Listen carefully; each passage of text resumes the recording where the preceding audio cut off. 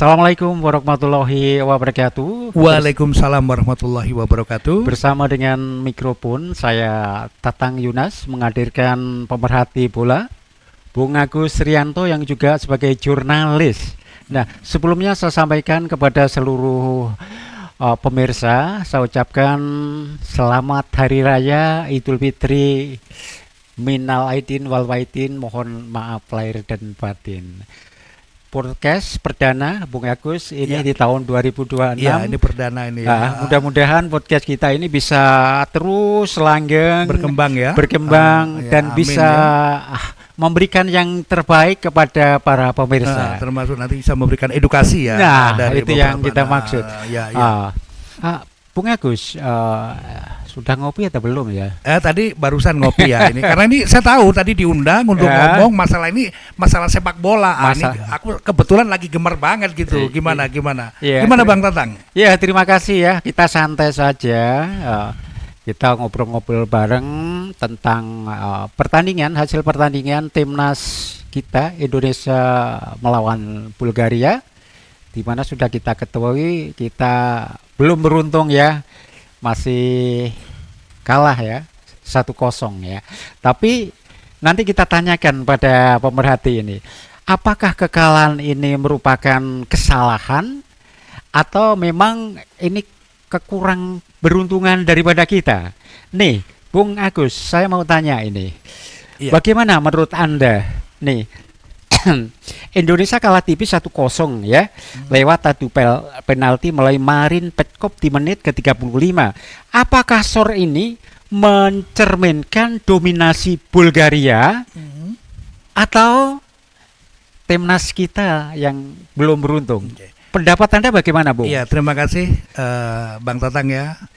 Begini ya, secara matematis memang iya kita kalah peringkat ya. Bulgaria itu salah satu tim dari Eropa Timur, berperingkat 86 dunia, kita Indonesia berperingkat 122.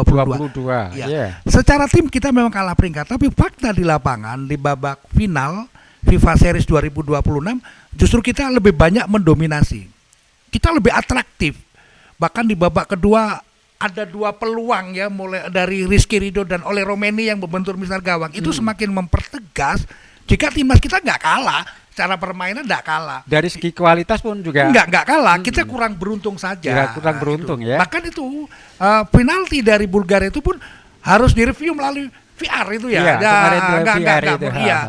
Dan itu memang ya sebenarnya enggak debatable ya, tapi memang ada kaki Kevin Dix memang nyangkut di pemain itu. Bulgaria, sehingga kita nggak akan mempermasalahkan lah. Tapi kalah 1-0 dengan Bulgaria itu sesuatu yang luar biasa. Ya, terima kasih ini Pak Agus. Permainan Bapak pertama kan cukup menawan ya, cantik banget. Nah, ini untuk Bapak kedua, ini banyak peluang yang kita dapatkan. Seperti oleh Romeni dan Rizky Ridho punya peluang emas untuk sampai membentur tiang gawang itu. Nah, seberapa krusial ini faktor penyelesaian akhir finishing dari kita ya, timnas itu di level Eropa seperti ini? Menurut Pak Agus, Mas Agus bagaimana? Ya, ini sebenarnya persoalan klasik ya, klasik di mana kita finishing touch kita itu memang selalu menjadi catatan bagi para pecinta sepak bola tanah air. Finishing touch kita, artinya bahwa kita butuh sosok striker yang betul-betul ganas, predator dan haus gol. Sebenarnya oleh Romeni seorang striker tapi terlalu flamboyan dan bukan seorang striker murni, itu satu.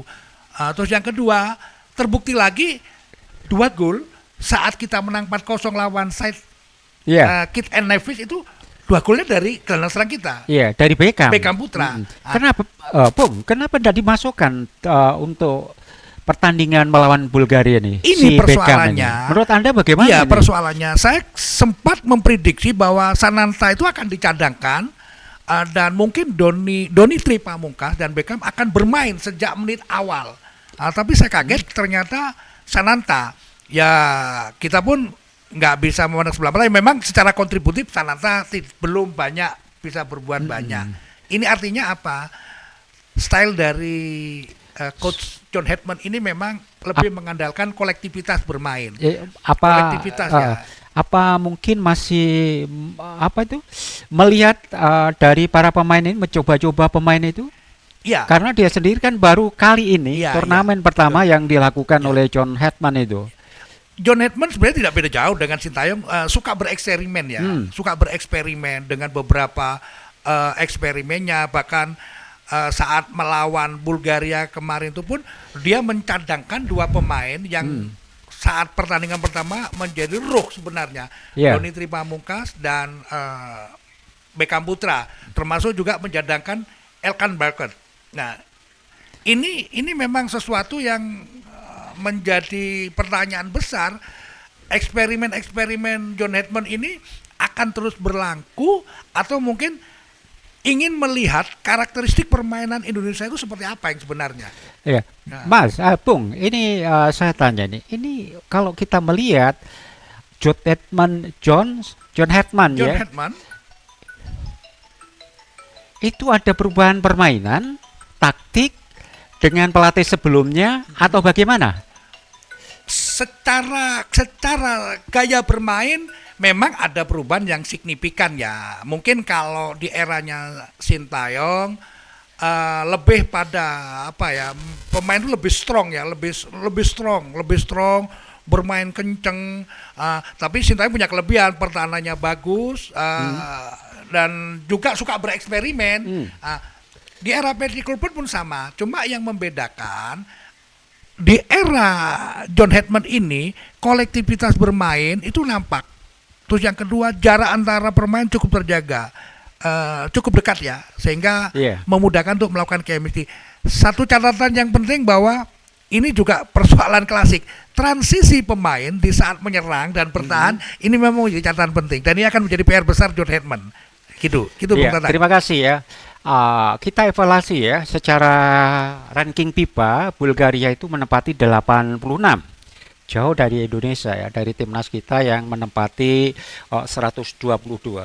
Apakah kekalahan tipis ini menunjukkan jarak kualitas kita, timnas kita dengan pemain Eropa itu sudah mendekat? Atau mungkin bahkan sama atau kita kurang beruntung? Bagaimana menurut pendapat Bung Agus? Ya kalau secara permainan sebenarnya level kita udah level Asia ya. Mungkin kita walaupun belum setara Korea Selatan dan Jepang, tapi mungkin kita udah level Asia. Kalau untuk level Eropa mungkin saja jika negara-negara Eropa yang tidak terlalu terkenal mungkin sih iya, tapi kalau udah lawan-lawan negara Eropa yang lain ya kita belum. Cuma mungkin ada beberapa negara Eropa kan banyak ya negara Eropa yang lemah, misalkan Malta, Luxembourg atau dan sebagainya. Masih di atas Ya, ya kita masih di atas. Masih di Cuman atas, kalau ya. udah peringkatnya itu 50 ke atas kita memang masih perlu waktu dan proses, Bung Tatang. Iya, terima kasih. Bung, ini John Hetman itu memasukkan Jean Rippen ya, itu pada saat itu menggantikan Mauro Sista. Ini apakah eksperimen